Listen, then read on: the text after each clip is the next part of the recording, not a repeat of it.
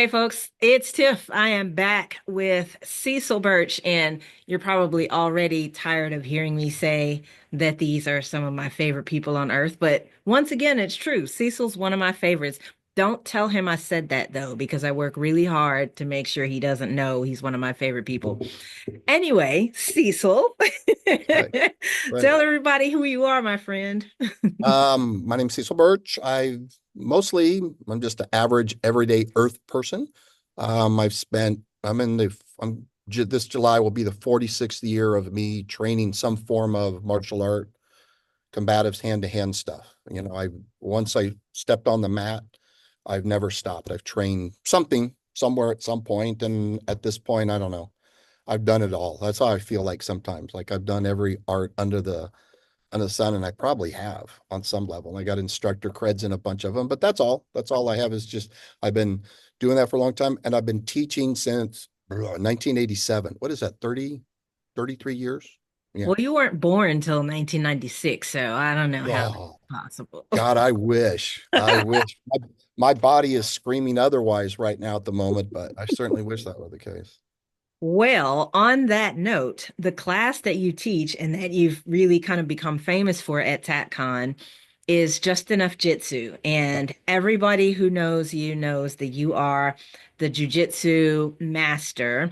And what I Yes. absolutely love about this class is the title says it all, Just Enough Jits. It's the perfect on-ramp to anybody who has been saying for 10 years, Jits is not for me. I'm this, I'm that, fill in the blank. I'm overweight, I'm out of shape, I'm disabled, whatever.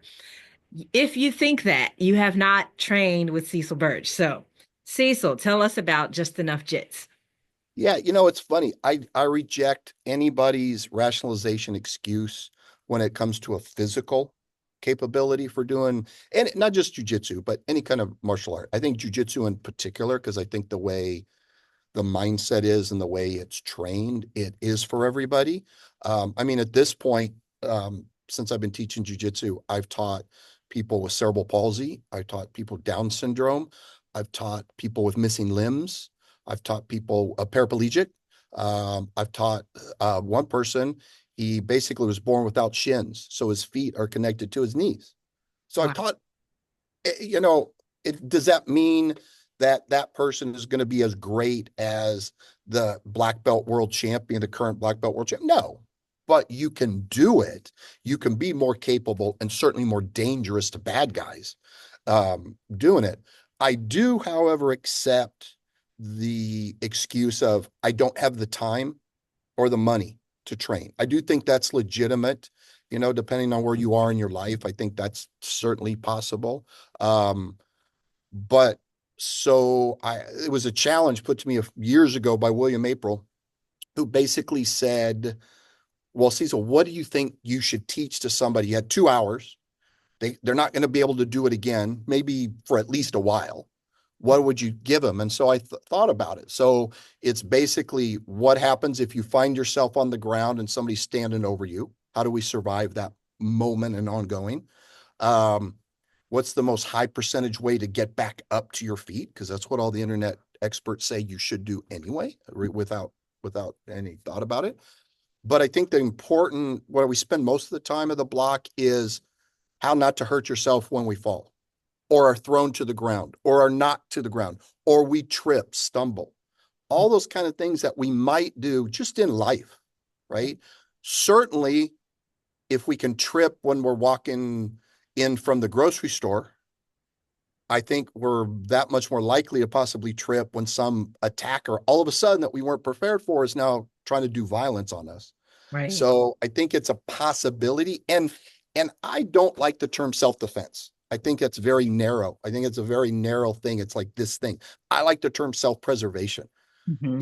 It's a very holistic, and I mean WHOLE, holistic approach to it where it's everything, Yeah. right? You're just walking down the street and you slip and fall. I'd like to be able to not damage myself. You know, um, my great grandmother basically passed away because she fell and broke her hip when Mm. she was late. early mid 80s, I think, at that point.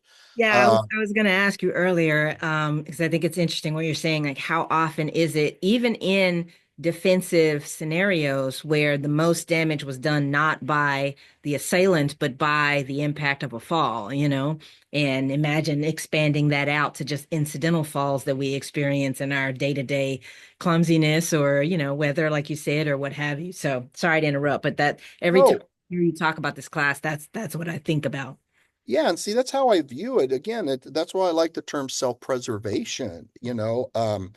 I've fortunately not had to use my skills for a few years now. Knock on wood, don't throw that into the universe. But I certainly have stumbled and fell hmm at some point. I think most people, you're not going gun blazing John Wick every other week, but people fall all the time. And I think those are the kind of skill sets that I think are important for people. Absolutely. Or at least I convince myself that, so I teach it. No, you're 100% right. And I will end this by saying, folks, just because Cecil happens to have fallen over the last few years does not mean he's uncoordinated, because I happen to have it on good authority that he's a very good dancer. So when you see him at TacCon, challenge him to dance, but make sure that I'm somewhere nearby with my camera so I can capture it. That's why it won't ever be done, because it is that does not happen. No, not a Yeah, chance. yeah, yeah. All right, buddy. Well, I am looking forward to seeing you in Dallas. I'm going to give you a big hug, whether you want one or not. And you take care until then, and don't trip and fall. But if I'll you try do, not to. you'll know how to minimize your I'll injury. be okay. Thanks, buddy.